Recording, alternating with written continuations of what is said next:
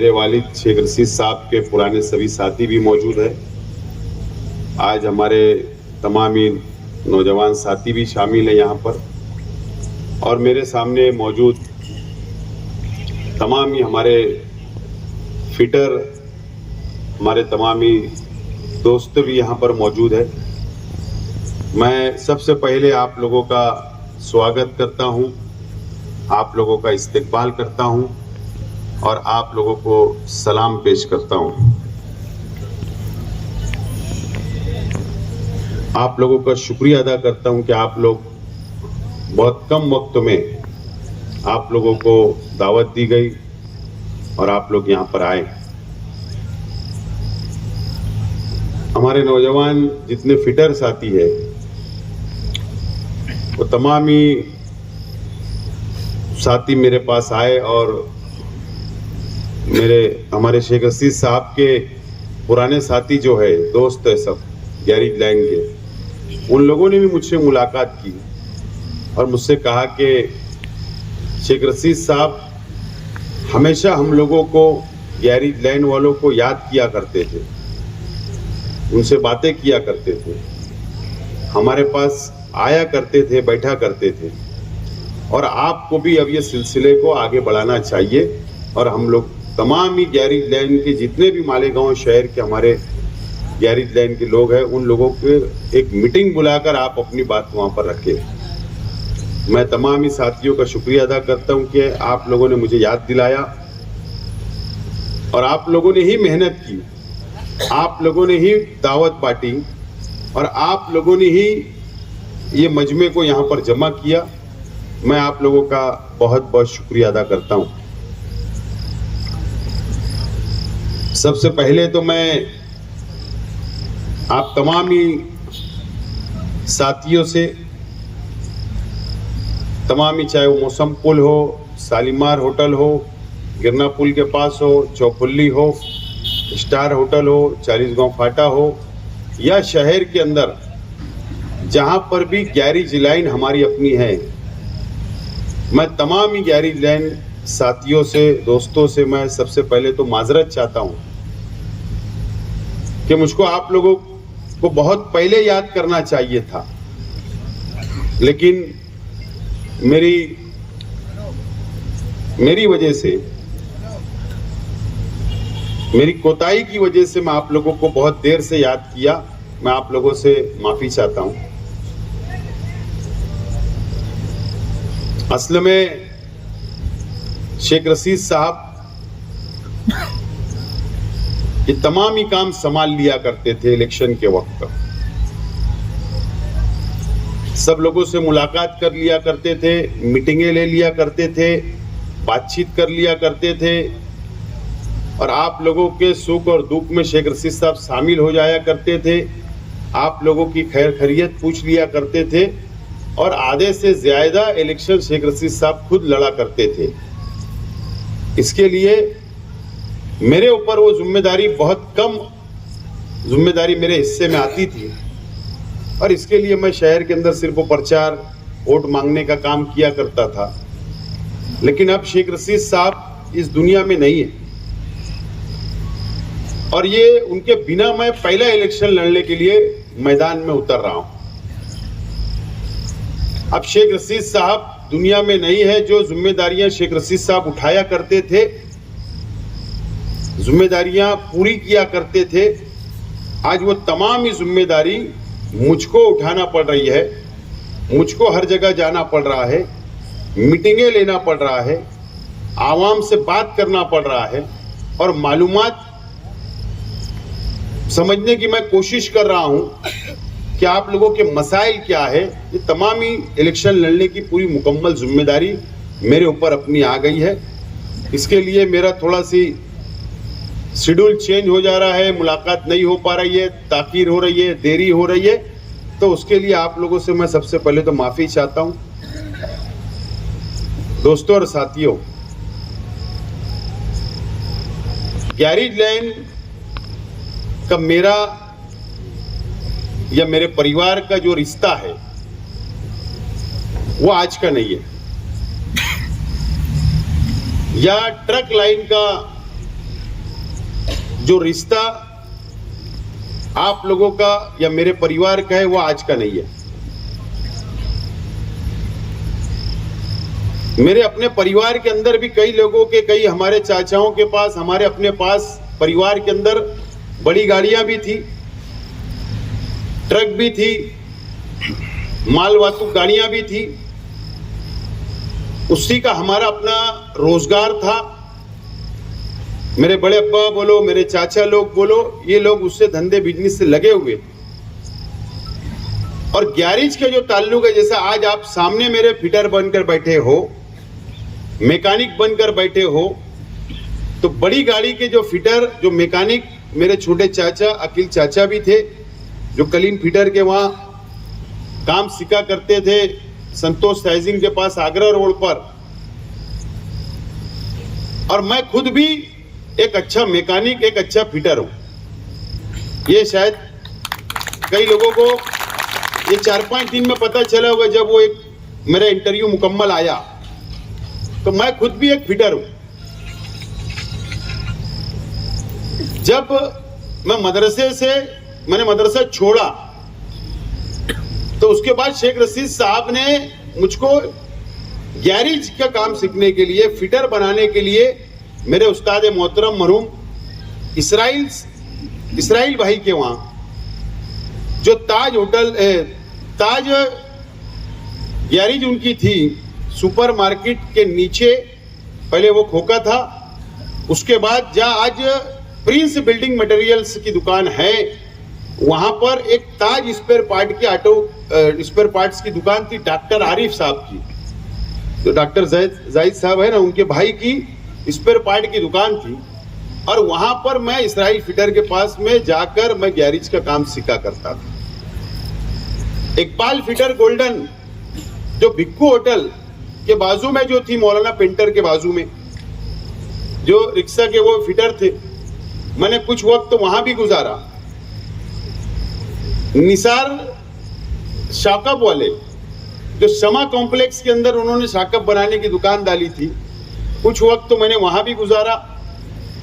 और spare part जब मैंने गैरेज का काम मुकम्मल सीख लिया, तो स्पेयर पार्ट्स की दुकान भी शमा कॉम्प्लेक्स के अंदर केडी ऑफिस के सामने मैंने डाला। तो इस लाइन से मेरा अपना या मेरे परिवार का जो ताल्लुक है ये बहुत गहरा और बहुत पुराना है। लेकिन कुल मिलाकर मैं हीरो होंडा का स्पेशल फिटर बन चुका था। मैं इंजन भी खोला करता था, इंजन बनाया भी करता था। और मुझे याद है कि उस जमाने में सुजुकी का जो शोरूम था वो मोची कार्नर पे था। दुसाने, संजय दुसाने की उस वक्त तो थी। उसके बाद स्पेयर पार्ट्स लेने के लिए हम लोग मौसम पुल के ऊपर, मुझे लगता अतुल बराबर ना, नाम ज़हन में नहीं आ रहा, वहां पर एक मोटरसाइकिल के स्पेयर पार्ट्स मिला करता था। उस वक्त पंचगंगा भी थी। और उसके बाद बहुत सालों के बाद ये होंडा शोरूम यहां पर आया। तो उस जमाने के अंदर स्पेयर पार्ट्स लेने के लिए घूमा भी करता था। लेकिन एक लगाव आप लोगों की तरह गैरेज लाइन से, गैरेज फिटरों से, मैकेनिक से और मोटर से या बड़ी गाड़ियों से हमारा अपना ताल्लुक रहा।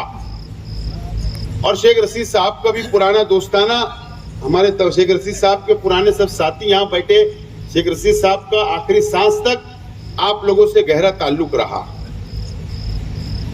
लेकिन मैं आज आप लोगों से वादा कर रहा हूं, मुझे ऐसा लग रहा है मैं मेरे परिवार के अंदर बात कर रहा हूं, मैं कोई सियासी तकरीर यहां नहीं कर रहा।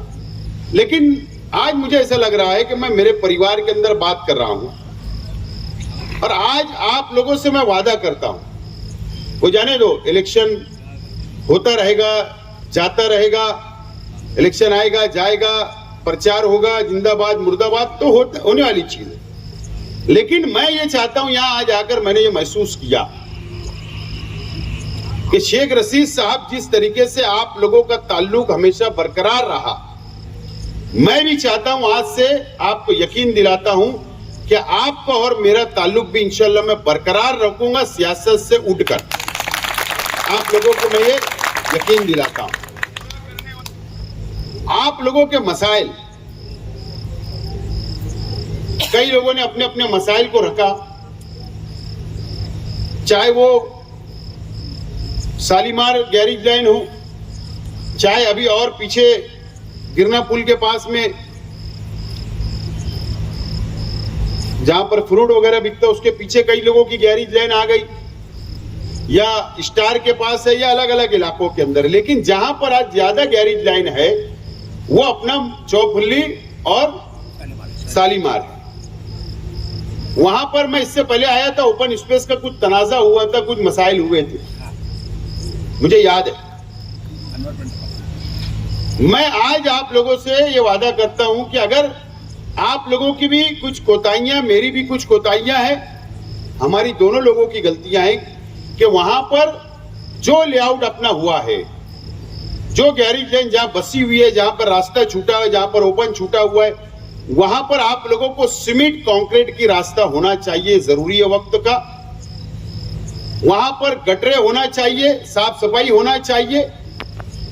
इसके लिए आज मैं आप लोगों से वादा करता हूं कि मैं शहर में क्या करूंगा वो जाने दो, लेकिन आज वादा करता हूं कि इंशाअल्लाह इलेक्शन के बाद में नतीजा चाहे जो आए, इंशाअल्लाह इलेक्शन के बाद में आपका पूरी गैरेज लाइन का रास्ता, सीमेंट कंक्रीट, गटर और वहां पर जो पानी की सहूलत, जो भी आपको सहूलतें लगेगी, मैं पूरी सहूलत इंशाअल्लाह आपको करके दूंगा। इस बात से मैं यकीन दिलाता हूं। दूसरी बात, मैं बैठे बैठे सोच रहा था, मैं बातचीत भी कर रहा था, मालूमात भी ले रहा था, तो बहुत बड़ी बात है वो, मेरा बहुत बड़ा वादा है। लेकिन अगर कुछ सोचना है तो बड़ा सोचिए, छोटा क्यों? अगर ख्वाब देखना है तो बड़ा देखिए, छोटा क्यों?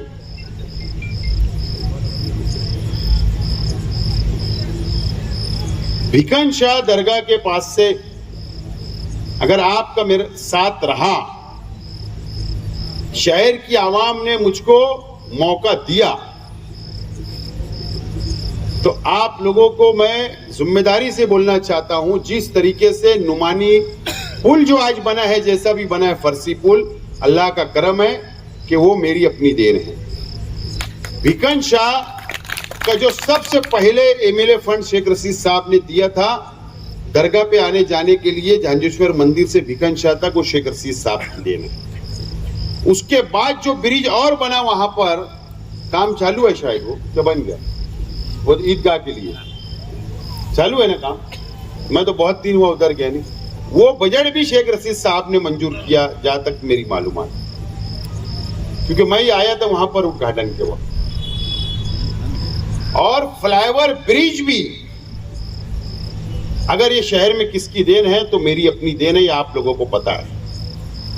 अगर शहर के आवाम ने साथ दिया, आपका साथ रहा, तो गैरेज लाइन तक, शालीमार गैरेज लाइन से भिकन शाह दरगाह तक अगर आपका साथ रहा, तो आपको आने जाने के लिए इंशाअल्लाह वहां पर एक टेक्निकली और अच्छा ब्रिज, ताकि आप लोगों को सहूलत हो जाए आने जाने के लिए, ये हम लोग कर सकते हैं। हम लोग कर सकते हैं, अगर आप लोगों ने चाहा तो बिल्कुल हो सकता है। और आपने देखा है कि अगर मैं फ्लाईओवर ब्रिज बना सकता हूं, तो ये चीज क्यों नहीं बना सकता हूं? बिल्कुल आने जाने के लिए कम से कम हम लोग बना सकते। हेवी गाड़ी के लिए बाद में सोचें, लेकिन आप लोगों की सहूलत के लिए, 4 व्हीलर के लिए, मोटरसाइकिल के लिए, रिक्शे के लिए, ये कम से कम हम लोग ये तमाम चीजें वहां पर सहूलत दे सकते हैं। दोस्तों और साथियों, अतीक सर ने जैसा आपसे कहा, अतीक सर ने कहा कि जो यशवंत राव ओपन यूनिवर्सिटी ना, यशवंत राव ना, यशवंत राव तो और कुछ नाम है, यशवंत राव ओपन यूनिवर्सिटी जो है नासिक की, जिससे कई लोगों ने एग्जाम दिया, कई हजारों लोगों ने मालेगांव शहर के अंदर एग्जाम दिया, चाहे वो पावरलूम मजदूर हो, मुकादम हो, मेहता हो, वार्पर हो, साइजर हो, सब लोगों के पास सर्टिफिकेट है। लेकिन अभी कुछ 200 लोगों ने तकरीबन, अतीक सर ने उसका कैंप लगाया कई लोगों का एग्जाम हुआ, कई लोगों को सर्टिफिकेट अभी मिलने वाले हैं, कई लोग जो रह गए हैं उसके लिए अतीक सर को इसीलिए आज हमने यहाँ पर इनवाइट किया, बुलाया है कि आपको उन्होंने जो मालूमात दी है तो आप लोग जिम्मेदार अपने अपने तय कर लेवे और तय करके अतीक सर से कांटेक्ट में रहिए। आपका फॉर्म वगैरह भर के आप लोगों का एग्जाम वगैरह करके आपको सर्टिफिकेट दिलाई जा सकता है। अब ये सर्टिफिकेट का फायदा क्या होगा मैं नहीं जानता, लेकिन जो नौजवान है, बात ध्यान रखो, यहाँ पर कई लोगों की उम्र गुजर गई लेकिन अब उनके बच्चे आ रहे हैं। अब वो जो नौजवान बच्चे हैं जो उन्होंने तालीम हासिल नहीं की, कम तालीम हासिल की, और अगर उन लोगों को सऊदी जाना है, दूसरी कंट्री में जाना है, दूसरे शहरों में जाना है या शोरूम में अंदर जाना है तो यह सर्टिफिकेट की शरायत लागू हो जाती है। तो इसके लिए आप लोगों को अच्छी जॉब मिले, अच्छा तनख्वाह मिले, अच्छा काम वहां पर मिले, हेल्पर वगैरह का काम ना मिले, इसके लिए अगर आप लोगों ने अपने बच्चों का भी अगर वो एग्जाम दिलवा कर, एक दिन का एग्जाम रहेगा, सर्टिफिकेट मिल जाएगा, उस सर्टिफिकेट को पूरी तरीके से हुकूमत हिंद की यानी मरकजी हुकूमत की और रियासती हुकूमत की उसको मंजूरी है, उसको मान्यता है और ये सर्टिफिकेट पूरी दुनिया के अंदर कहीं भी चलेगा और जो आपको सर्टिफिकेट मिलने जा रहा है तो उसके लिए आप लोग पूरा भरपूर फायदा उठाने की कोशिश करें, मैं वादा करता हूं। देखो, मैं इससे पहले भी आप लोग मुझसे वाकिफ हैं, आप मुझको जानते हैं, समझते हैं। मैं शहर के अंदर जो भी सियासी लीडरान है, चाहे मेरे मुखालिफ हो चाहे मेरे अपने हो, यह शहर मुझको जो जानता है कि अल्लाह का करम है कि मैं हर मालूमात रखता हूं कानून कायदे की। मैं चाहे कारपोरेशन का काम हो, कलेक्टर का काम हो, पुलिस का काम हो, मंत्रालय का काम हो या दिल्ली का काम हो, वो तमाम ही काम, तमाम ही सलाहियत अल्लाह के करम से अल्लाह ताला ने मुझ में दी है। मैं तमाम ही काम कर सकता हूं। मैं आज आप लोगों से एक नई बात करना चाहता हूं। ये कोई झूठा वादा नहीं होगा, कोई मुझे वोट हासिल करने के लिए मैं आपसे वादे कर रहा हूं, ऐसा नहीं है। लेकिन अगर हम एक जगह जमा हुए किसी भी बहाने से तो मेरी जिम्मेदारी है कि मेरी बात आप तक पहुंचे। और मैं ये चाहता हूं कि जिस तरीके से आपकी गैरेज लाइन हो सकती है, जो आपके अपने जाति पैसे से आप लोगों ने प्लॉट खरीदा, गैरेज बनाई, गैरेज लाइन तैयार किया और आप हलाल रोजगार कमा रहे हैं। सरकार की बहुत स्कीमें हैं, बहुत स्कीमें हैं, लेकिन हम उसका फायदा नहीं उठा पाते। अगर आपकी तैयारी होगी, अगर आपकी तैयारी होगी तो आने वाले वक्त के अंदर दो रास्ते हमारे अपने पास है। या हम शहर को लगकर, या हम हमारी जमीन, सस्ती जमीन, एकदम सस्ती से सस्ती जमीन, सब लोग मिलकर एक हाउसिंग सोसाइटी तैयार करके हम लोग जमीन खरीद सकते हैं। और हुकूमत सिर्फ जमीन खरीदना हमारे जिम्मे, कम कीमत में हाउसिंग सोसाइटी बनाकर रजिस्टर करके और कम कीमत पे जमीन खरीदकर हम लोग हुकूमत से पक्का घर, आरसीसी का घर मुफ्तों के अंदर बना सकते हैं। हुकूमत की स्कीमें है, हम वो कर सकते हैं। पूरी गैरेज लाइन वाले एक पूरा मोहल्ला बच जावे, ये हम लोग कर सकते हैं। या दूसरा रास्ता ये है कि आने वाले दिनों के अंदर हुकूमत की आसपास में कुछ जमीनें हमको हुकूमत हमको दे, मुफ्तों में दे। जैसा आपको पता है मुफ्तों में कैसे मिलती है, मैं बताता हूं। मिसाल के तौर पर ये जो 11,000 कॉलोनी बनी है गिरना को लगकर, ये किसकी जमीन है? ये जो जमीन है ये हुकूमत महाराष्ट्र की जमीन है। 500 एकड़ जमीन हुकूमत ने मुफ्तों में मालेगांव म्युनिसिपल कॉर्पोरेशन को मुफ्तों में दी थी। उस वक्त मैं मेयर था, मुझको पता है, मुफ्तों में दी। और जो इस बिल्डिंग तैयार हुई, मकान तैयार हुए, तो कई 100 करोड़ रुपए के मरकजी हुकूमत ने वो घर बनाने के लिए पैसा दी। वो घर आज मुकम्मल हो रहे, ये अलग बात है, लोग नहीं जा रहे, लेकिन वो मुकम्मल को हुकूमत ने पैसा दी और वो आज इमारत खड़ी हो गई। और सिर्फ वो अतिक्रमण धारकों को, जो अतिक्रमण पर है, उनको सिर्फ और सिर्फ 23,000 रुपये में वो मकान अलॉट होता है, सिर्फ 23,000। तो इस तरीके की स्कीम है। लेकिन मैं वो स्कीम की बात नहीं कर रहा हूं, आपकी गलतफहमी ना हो, सिर्फ एक मिसाल के तौर पे बता सकता हूं, मैं बता रहा हूं कि स्कीम सक्सेस हो सकती है अगर हमारी तैयारी रही तो, और हम लोग हुकूमत से कर सकते हैं ये तमाम ही चीजें। आज भी शहर के अंदर अगर प्लाट अपना है तो आज भी 2.5 लाख रुपए तो हुकूमत दे रही है, 7/12 का उतारा होना चाहिए। लेकिन आम तौर पर हमारी हाई परचेस पे कोई रहता है, किसको खरीदी नहीं मिलती है, कोई गोंटेवारी के ऊपर रहता है, कोई कच्चे प्लाट के ऊपर रहता है, तो 7/12 सेपरेट नहीं होने की वजह से हमको उसका फायदा नहीं मिलता। लेकिन अगर 7/12 हमारे अपने नाम पे रहे तो उसका फायदा गांव में भी आज भी मिल रहा है, लेकिन हम नहीं उठा पाते।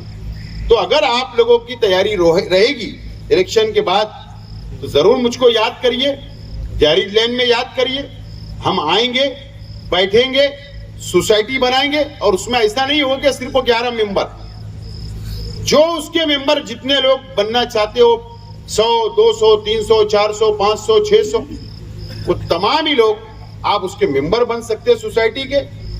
आप वो सोसाइटी बनाकर हुकूमत से जमीन ले सकते, हुकूमत आपको मुफ्त में वो मकान बना के देंगी, हुकूमत की पॉलिसी है। तो इसके लिए आप मुझको बुलाइए इलेक्शन के बाद, हम लोग बैठकर सर जोड़कर इसके ऊपर भी सोच विचार करके, चर्चा करके हम लोग आगे बढ़ सकते हैं। ये तमाम ही चीजें हम लोग कर सकते हैं, सिर्फ हमको बैठना और संगठित होना है। आज आप भी हमारे शहर के वोटर हो, शहर में आप भी तकरीरें सुन रहे हो, आप भी इलेक्शन देख रहे हो, आप भी अलग अलग लीडर को जानते हो, पहचानते हो, शहर की सियासत को आप बहुत करीब से जानने की कोशिश कर रहे हैं, ये आप लोग भी जानते हैं। लेकिन ये शहर के अंदर जिस तरीके से सियासत की जा रही है, जिस तरीके से आवाम को झूठ फसाद का सहारा लेकर गुमराह करने की कोशिश की जा रही है, यह आप लोग और ये शहर अच्छी तरीके से जान रहा है। मुझे इसके अंदर बहुत ज्यादा कुछ बोलना नहीं है, लेकिन मैं यही चाहता हूं इस मर्तबा कि पिछले एक मर्तबा मुझे मौका दिया 2014 से 19 तक, मेरे कामकाज का तरीका आपने देखा, सब कुछ समझा।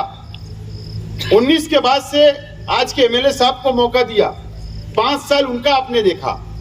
अब ये आने वाला वक्त के अंदर आप मुझको मौका दो, मैं 5 साल ये शहर को लेकर चलने के लिए तैयार हूं। सभी समाज, सभी धर्म, सभी बिरादरी को साथ लेकर चलने तैयार हूं, सभी मसलब को साथ लेकर चलने के लिए तैयार हूं, और ये शहर को एक साथ लेकर कोई भेदभाव नहीं करते हुए साथ में लेकर चलने के लिए मैं बिल्कुल तैयार हूं। अगर आप ये शहर की आवाम ने ये तय कर लिया तो मैं सबको साथ लेकर चलूंगा, और अच्छी नुमाइंदगी महाराष्ट्र असेंबली के अंदर ये शहर का विकास, ये शहर का डेवलप मैं कर सकता हूं। आज हालात मुल्कों के क्या है, रियासत के क्या है, आप व्हाट्सएप के जरिए, अखबारात के जरिए ये तमाम ही चीजें आप देख रहे हो, ये तमाम ही चीजें आप देख रहे हो कि मुल्कों के और महाराष्ट्र के हालात।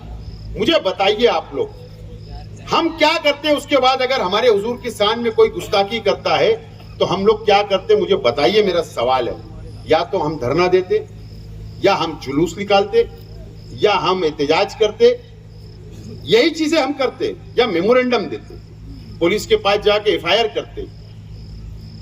मुझे बताओ, ये तमाम ही हालात ये तो चलते आ रहे हैं, मेमोरेंडम वगैरह देते आ रहे हैं सब, लेकिन मुझे बताओ कि ऐसे हालात के अंदर नुमाइंदा कैसा होना चाहिए, कैसा नुमाइंदा चाहिए कि वो महाराष्ट्र असेंबली के अंदर जाकर ताकतवर जो लोग हमारे हुजूर की शान में गुस्ताखी करते हैं उन नालायकों के खिलाफ, या जो लोग हमारे धर्म के खिलाफ बोलते हैं उनके खिलाफ, या जो फिरका परस्ती करते हैं उनके खिलाफ, या जो मस्जिदों के अंदर घुसकर मारने की बात करते हैं उनके खिलाफ, या हमारे शहर के तरफ कोई नजर उठाकर देखता है उनके खिलाफ, अल्लाह के करम से मैं ही एक शख्स ऐसा हूं, आप मुझ पर भरोसा करें कि मैं ही असेंबली के अंदर जाकर उनका मुंह तोड़ जवाब दे सकता हूं। वही कानून बनता है, वही कानून बनता है, वही सब कुछ होगा, वही सख्त कानून बनेगा, वही सजा का कानून तय होगा और वहीं पर हम लोग बोल सकते, वही एक जगह है जो हम ये सारी तमाम ही चीजों को रोकने में कामयाब हो सकते। लेकिन हमारे शहर के अंदर एक सियासत बिल्कुल अजीब और गरीब है। अलग अलग बांटने की कोशिश, अलग अलग बातों में रिश्तेदारों में बांटने की कोशिश, बिरादरियों में बांटने की कोशिश, मसलक में बांटने की कोशिश, जात में बांटने की कोशिश, अलग अलग तेरी मेरी के अंदर कोशिश की जाती है।